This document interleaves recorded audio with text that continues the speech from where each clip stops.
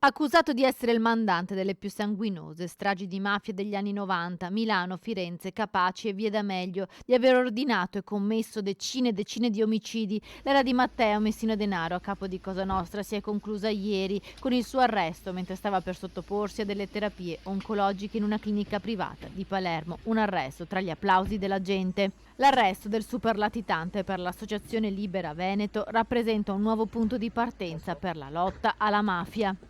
Ed è anche un segno perché lo Stato non arretra di fronte alla guerra contro le mafie, alla battaglia contro le mafie, e chi si è reso responsabile di atti come in questo caso stragi e uccisioni di moltissimi innocenti, prima o poi verrà incarcerato.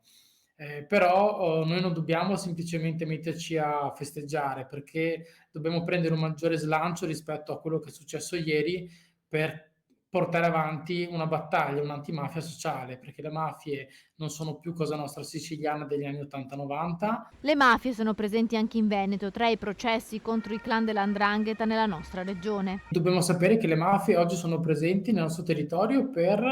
sia per investire denaro, frutto di traffico di droga o di altri reati da loro commessi, sia mettendosi a disposizione delle imprese non sane del territorio per permetterle di portare avanti attività criminali comuni come evasione fiscale, elusione fiscale,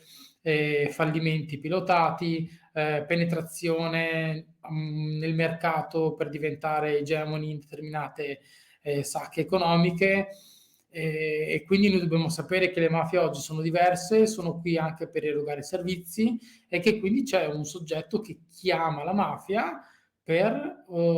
stipulare degli accordi con loro. Per questo non si deve fermare l'opera di educazione alla legalità nelle scuole per sensibilizzare le nuove generazioni. Domani noi saremo in una scuola